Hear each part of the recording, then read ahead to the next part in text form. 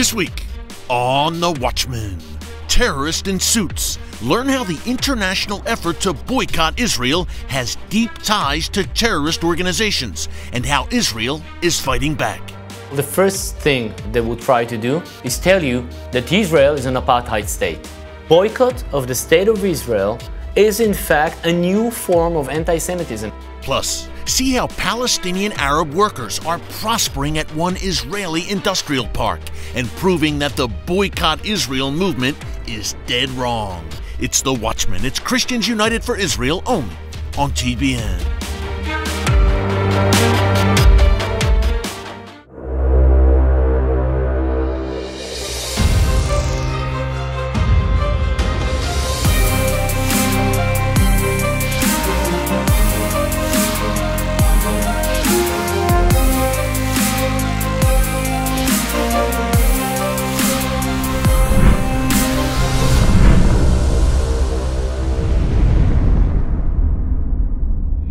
And welcome to The Watchman from Jerusalem. Ever since the miraculous rebirth of this nation in 1948, Israel's enemies have tried to destroy her through war, bombs, rockets, and terror. Yet through it all, Israel has not only survived, it has thrived. The more that Iran, Hamas, and Hezbollah threaten its destruction, the more Israel continues to blossom into a technological, scientific, and high-tech powerhouse that is blessing the world with groundbreaking innovations. Folks, it's clear that Israel's enemies have failed miserably, and they know it. But in recent years, they've gone back to the drawing board. They've come up with a new tactic to cripple the Jewish state. And this time, it doesn't involve rockets or bombs. It involves boycotting, divesting from, and sanctioning the state of Israel. Boycott, divest, and sanction, or BDS for short. Now it's a movement that's gaining steam in the West, particularly in Europe. What BDS seeks to do is to boycott any goods that are made here in Israel. No trade or business with Israel. No tourism or international companies based in Israel. No students coming to study in Israel. The list goes on. Basically, a complete economic and cultural meltdown for this land. That's the goal. At the same time, the BDS movement wants to isolate Israel diplomatically through sanctions and pressure campaigns by various governments and international bodies. The BDS crowd has the same endgame as Hamas and Hezbollah. They want the destruction of Israel. They're just using different tactics to accomplish it. Thankfully, Israel is responding to this growing threat. We sat down with Tzahi Gavrieli to learn more. He's the director of Israel's National Task Force for Countering Delegitimization at the Ministry of Strategic Affairs. In other words, he's the Israeli government's point man on battling BDS. Take a look. For a Western audience, people might not know a whole lot about it. Why is this boycott, divest from, and sanctions movement so dangerous to the state of Israel? If you would enter a US campus today and you would say, hello, my name is whatever it would be the name, and my designated purpose here on this specific campus is to speak to you about the total eradication of the state of Israel. Well, no one will attribute to that, right? No one will be considering even to talk to you about this. But what if they will take a disguise? They will put a mask of a human rights activist speaking about justice, equality, freedom. This is values, Western values that corresponds perfectly to 2019. BDS is the end of a Jewish state. Hamas and the PFLP, the Palestinian Front for the Liberation of Palestine, which was hijacking airplanes back in the 70s and the 80s. One of the first. Right, exactly. Yeah. And Hamas, they have in fact took more than 30 operatives, current and past, of their own terror organization, own terror infrastructure, and put them into this promoting boycott organizations worldwide. We're speaking about the Palestinian Authority, we're speaking about the states, we're speaking about Belgium, about Germany. This is a wide scope of activity, more than 100 links the ties between terror, designated terrorist organization, and the other side of a civil society organization. Is it okay that foreign governments will subsidize, will fund organization that has in fact connections with terror organization, designated ones? I mean, we felt that we should reset the conversation. That's exactly what we did, resetting the conversation, because fact is that this boycott campaign is not just merely a boycott campaign. It's a part of an anti-Israel atmosphere that being on a government level, on a international organizations level, we can speak about the UN and its affiliate. We can speak about biased media. It's a whole campaign, and this segment of BDS is just one part of this four arms delegitimization campaign. This is the government, this is the international organization, the media, and of course the grassroots level, which is all about BDS. They're trying to motivate grassroots in order to be very vocal and be very anti-Israel. Convicted terrorists from the likes of Hamas have embedded themselves in these BDS organizations, and we have governments funding these NGOs. Well, we have decided to investigate this, we call it the money trail. Who's sponsoring this exact idea of boycotting a state? A normal state, you could criticize the state of Israel and it's okay, as any other state. But why, when it comes to criticizing Israel, you would see a whole campaign, a 360 campaign sponsored by foreign governments, sponsored by the EU. Now, we should say about the EU. The EU is a very friendly entity to the state of Israel. They have been stating that they're against boycotts of the state of Israel. Now, in the same time, in the same manner, and in the same period that this exact statement was delivered, we have identified more than $5 million being injected into organizations promoting BDS. Tzahi, for people at home, what are some of the signs we should look for? What are some of the things that the boycotters say, the techniques, the tactics they use in these efforts to delegitimize Israel? Well, the first thing they would try to do is tell you that Israel is an apartheid state. Referring back to what happened in South Africa back in the 70s and the 80s, and put the same image of apartheid that was, in fact, in South Africa, and impose it on the image of Israel. Well, Israel is a democratic state. It has checks and balances. It has a free press, free judicial system, free opinion. From here to apartheid, when you hear the chant, Israel is an apartheid state, you should start worrying. Because this is the exact image they would like to acquire in mainly Western audiences' hearts and minds. Yeah, and they want to make Israel an outcast from the nations. Israel set apart. No one will do business with Israel economically. I think of Airbnb, which is a very popular company. A lot of people in America, in the West, use it. Airbnb had been basically saying they were going to boycott Judea and Samaria, Israeli communities there. Well, Airbnb should be sorry for what they did, and I think in a very positive manner, not only U.S. officials have came against this exact resolution or decision. Overall, Tzahi, Israel is doing a great job combating this threat. It all starts here at the Ministry of Strategic Affairs. Your team is spearheading this effort. Talk about how Israel is fighting back against the boycotters. The first thing, Eric, is to know the rival, to understand the rival. Who's the leaders, the organizations, its network, its tactics, its campaigns. We know a pretty good picture of the rival. What does it do? Where does it do? Where we should be very focusing in and providing this information. I mean, the terrorist in suits report is in fact being served to a friendly government, to financial institutions, that we should alarm them with don't engage with terrorists. The second thing that we do is provide networking for hundreds of pro-Israel organizations, Jews, Christians, friends, even Muslims that work together because they understand this exact call for boycott is the opposite from being just, from being in favor of peace.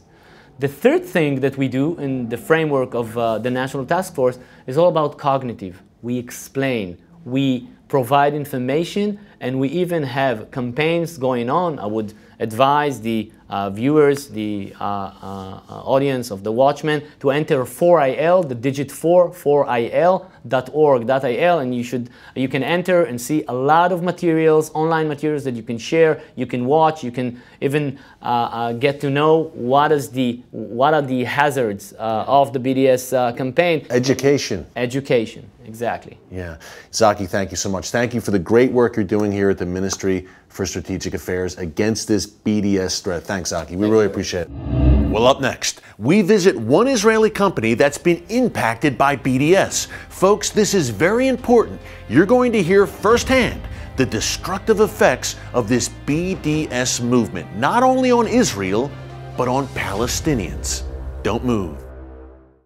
Every year, the Christians United for Israel Washington Summit gets bigger, better, and more powerful. I have faith that with God's help, and with the men and women gathered here, with all those who cherish Israel, and with President Donald Trump in the White House, the best days for Israel and for America together are yet to come. What's amazing about Christians United for Israel is not just the power of your voice, it's also the importance of the cause you have dedicated your voice to. Standing up against this global pressure campaign on Israel and the Jewish people goes to the heart of our friendship and the heart of America. And the tip of the spear is Christians United for Israel. Join Pastor Hagee and top leaders from Israel and America this July for the 2019 CUFI Washington Summit. Register now at www.cufi.org/summit.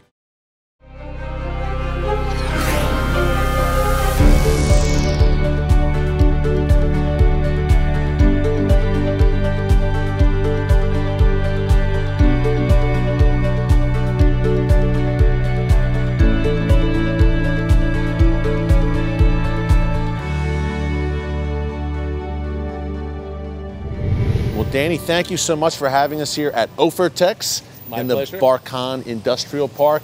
This place is buzzing with activity, very busy. What do you do here?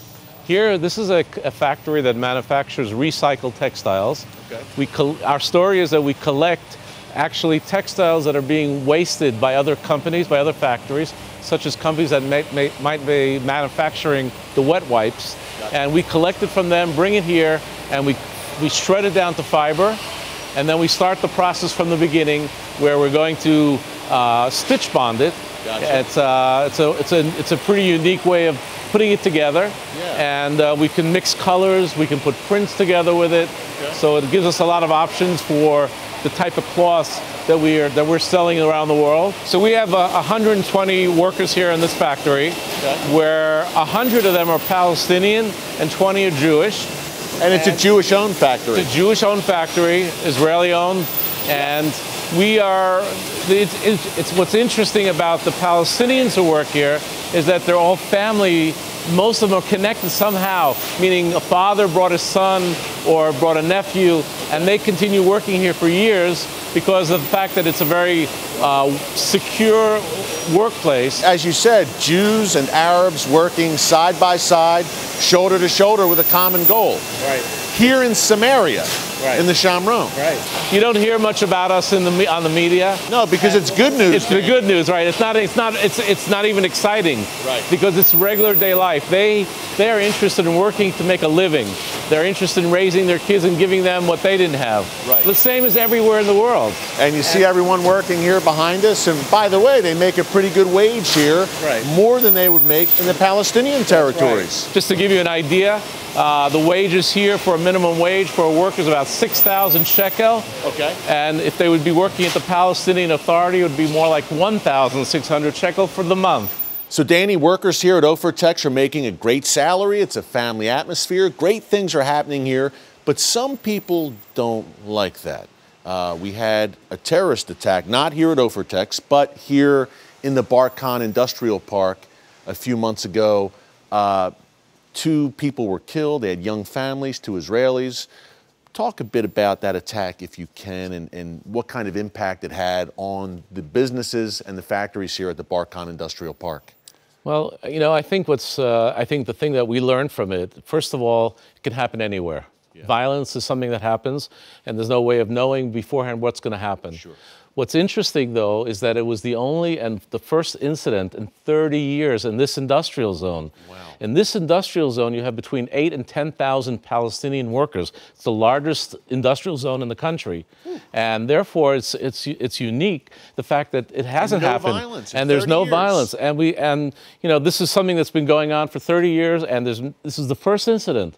And that's what amazes us, and also instills in us confidence that really it's a safe place to work. Yeah. Another issue is this boycott, divest from, and sanctions movement, BDS for short. We've told you about it here on the show. Now, the BDS movement is targeting the Barkhan Industrial Park and companies here like Ofertex. How have you been affected by it? Why is this such a dangerous thing? Okay, so there are two areas of concern to us. One is the European market, which is very much affected by public opinion there. And therefore, when their customers stop asking, where is this coming from, and they see Ofertex, we're not hiding anything. They see they can look it up on the internet and see who we are, and they're then stopping to buy from us. And they're telling the stores, stop bringing items from here. Because it's coming from Judea and Samaria. Wow. And they don't want to buy from us. That's one. And the second is, even in the Scandinavian countries, we've had incidences where, again, the customers are telling the store owners that they're not willing to buy our products if it's coming from this area. Even customers are doing this in Europe, Scandinavia. It's part of the BDS propaganda. And what I don't think they realize is that it not only hurts us, it obviously hurts us, but it also hurts the Palestinian workers, because if we have problems and we have to lay off workers, they're the ones that are losing it as well. So there's nobody's winning, and nobody's really from their side looking in and saying, well, what's happening to the Palestinian families who are working at these places? 8,000 to 10,000 Palestinian workers here. Exactly. And making a great wage.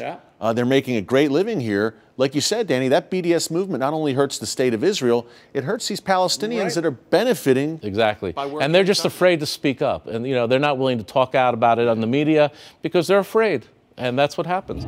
Well, as you can see, Israelis are fighting back against this boycott, divest from, and sanction movement known as BDS. And after the break, we'll meet one young Israeli activist who's taking social media by storm as he takes on Israel's enemies. Stay with us right here in Jerusalem. The silence of millions of Christian bystanders during Hitler's rise to power emboldened the Nazis to carry out their evil extermination plan against the Jewish people. Today, anti-Semitism is on the rise again, and some are even claiming the Holocaust never happened. As Christians, we must not be silent in response to these lies. To see evil and not call it evil is evil. Not to act is to act. Not to speak is to speak. This month, CUFI is offering a powerful new mini-book, The Sin of Silence, which documents the first-hand accounts of both the perpetrators and witnesses of the Holocaust. As the generation that experienced the Holocaust disappears, we must keep the memories of these witnesses alive to ensure that such a horror never happens again. Call Christians United for Israel at 210-477-4714 or go to kufi.org/silence to receive your copy of The Sin of Silence when you support CUFI with a gift of any amount.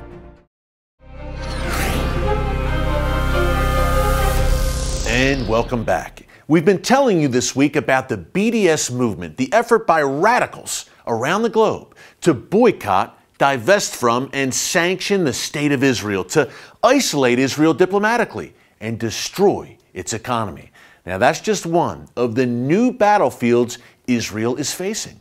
Another is social media, and Israeli activists are answering the call. Hananya Naftali helps get the message out for the Israeli government across social media. And he joined us in Tel Aviv to share the truth about this great land.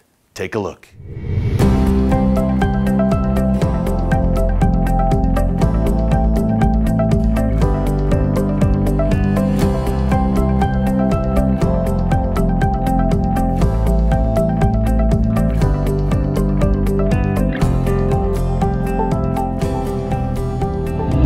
Thanks so much for joining us here on a beautiful day in Tel Aviv. Thanks for having me. Yeah, great to have you here on the Watchman Show. Man, I've been following your prolific output on social media in defense of Israel, YouTube, Facebook, Twitter, Instagram. How did you get into this? How did you get into this space of pro-Israel activism?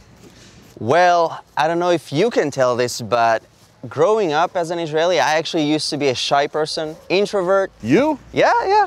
And the moment I decided that, listen, I have to defend Israel, I have to speak up for my country, it was when I was a soldier in the Gaza Strip. I was in the Armored Corps, and I saw how the media was spreading complete lies on my country. I was in the Gaza Strip. I know how we operated. I know the commands they gave us. And I said, okay, I've had it.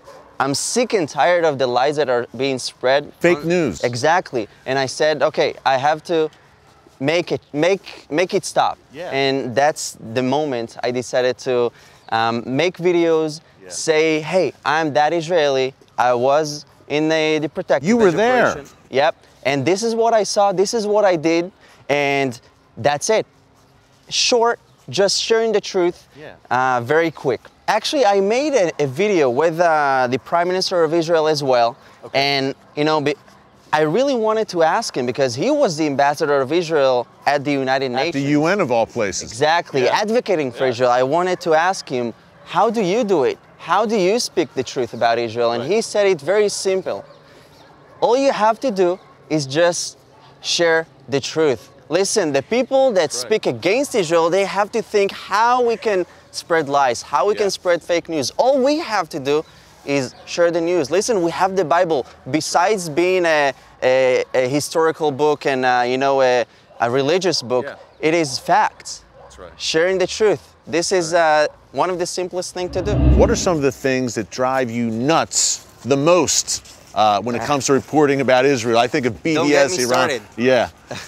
Well, there are so many things that honestly make me angry, and in a good way, because it inspires me to speak up for my country. And obviously I am biased because I'm an Israeli. I was born and raised in the Galilee, so I love my country. And it makes me angry to see when people are spreading lies about Israel. Listen, when I was a soldier, I spent a lot of time in the West Bank, Judea and Samaria, and I saw how our soldiers were treating Palestinians, how we were treating Arabs. I was humanely. Exactly. And saying, listen, the BDS movement, what does it want? It wants to boycott Israel. It wants to isolate Israel economically.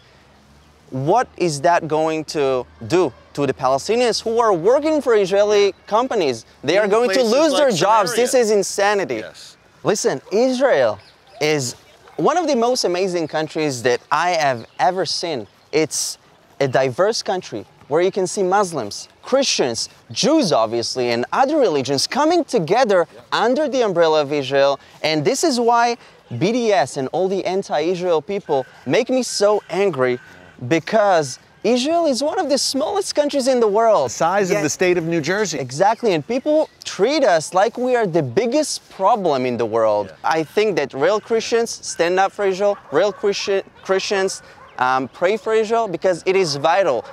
Maybe they don't see. It's biblical. Exactly. And you know, it inspires me because they don't necessarily see what is going on in Israel, yet they pray with their faith, and we in Israel see the outcome. We see it, and it's just amazing. And I want to thank these Christians. Coming up, my final thoughts on this BDS movement against Israel and how you, yes, you, can help Israel defeat it. Don't move. David Friedman has made history as the first ambassador to serve at the new U.S. Embassy in Jerusalem. He plays a pivotal role in the U.S.-Israel relationship, and he'll be a special guest speaker at CUFI's 2019 Washington Summit. He's gone on to become one of the top voices in the U.S. administration, urging the president to move the U.S. Embassy and recognize Jerusalem as the eternal capital of the Jewish state. Tammy and I welcome you to the opening and dedication of the United States Embassy in Jerusalem, Israel. CUFI is thrilled to announce that he'll be speaking at our 2019 CUFI Washington Summit during the National Night to Honor Israel. You won't want to miss this historic opportunity to hear from Ambassador Friedman and our many other special guests in person. Register now to attend the CUFI Washington Summit on July 8th and 9th.